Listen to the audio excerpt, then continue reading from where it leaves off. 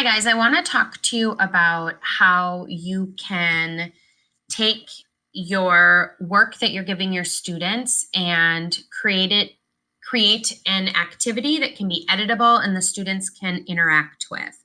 I know a lot of teachers right now are working in PDFs, either through articles or a online text, and I like to pick that apart a little bit and add it into a Google slideshow or a Google Doc so that the process is much more streamlined than having to go to an additional app or requiring students to print or take pictures of their written work.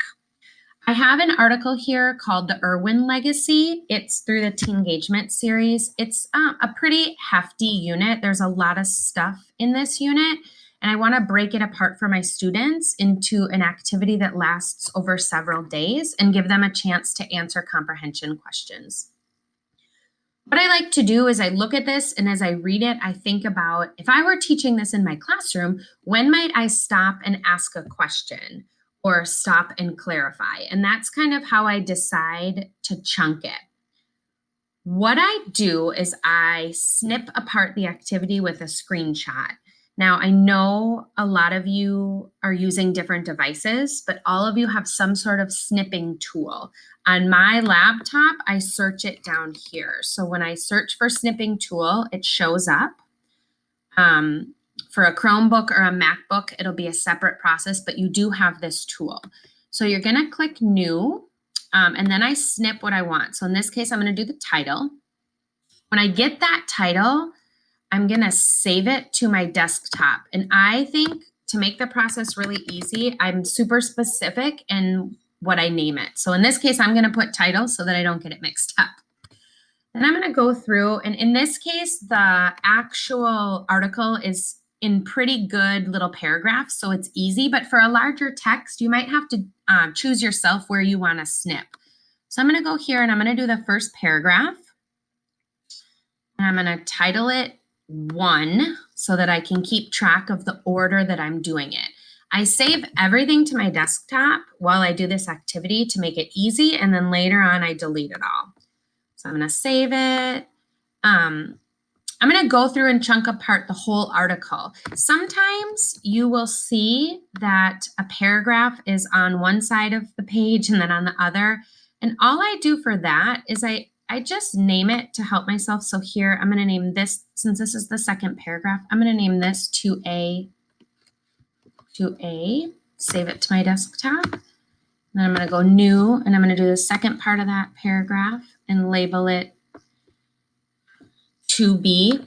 And it's definitely not perfect. But I go through and I chunk it. And I might, if you look at this article, there's this really nice section here, this Steve's Place. I might pull that and just do that by itself and put it on a separate slide. So I would go through and chunk it until I was ready to work. After that, I'm going to go to my Google Drive and create a slideshow. I'm going to go New, and I'm going to go to my Drive, New Slides. So you can see I've already been working on them, but I want to walk you through the steps here. So I'm going to go ahead and open up a brand new presentation. I like to work from a blank slide, and it doesn't have all these boxes already in there, so I usually get rid of that. And I'm just going to label it test so that I can show you. Once I have that ready to go, I'm going to insert an image. And remember, I saved everything on my computer here, so it's pretty easy to find. I'm going to insert it, insert the title first. And now I have the title of the article.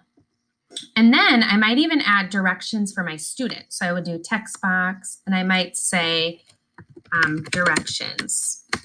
Read the following pieces of our article and answer each question. Okay, so I might add some directions or whatever you think you need to provide for your students. Okay, I'm gonna go here, add another blank slide, insert image. I'm gonna insert that first section of the article. And now I have a first section of the article, and it's not perfect. I mean, you can see it's a little, it's a little blurry. But what I like to do here is I might take and I might insert a line and put that there. And I might change my line to be yellow so that I can underline it. I might add some annotated notes. You can insert a shape, and then I might say, remember, nostalgia. I see that the word nostalgia is here. So nostalgia is the act of remembering something. Okay, so I might do that. And there's lots of different ways to get fancy with this and to make it your own.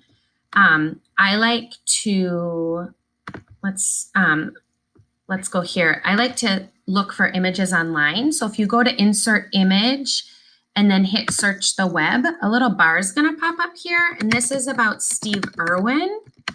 So I might go here, Steve Irwin, and find a picture of him. And then you click on it and hit insert, and it's going to go right onto your slide, right? Providing your students with the visuals.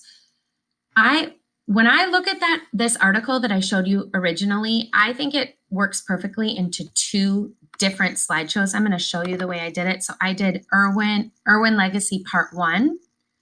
I picked it apart quite a bit. I added annotated notes, visuals, and then I added a question here. And the way that I add a question is I insert a text box and I ask my question. And then what I like to do is I like to make a border around my text box so they can see it. And if you look here, once you click on it, there's this little pencil here that says border color. Just like to make a border so that they can actually see that they type in that. The first time you do this, you might have to walk through your students a little bit the directions. But once they get the hang of it, it's a really easy way for them to interact with the text.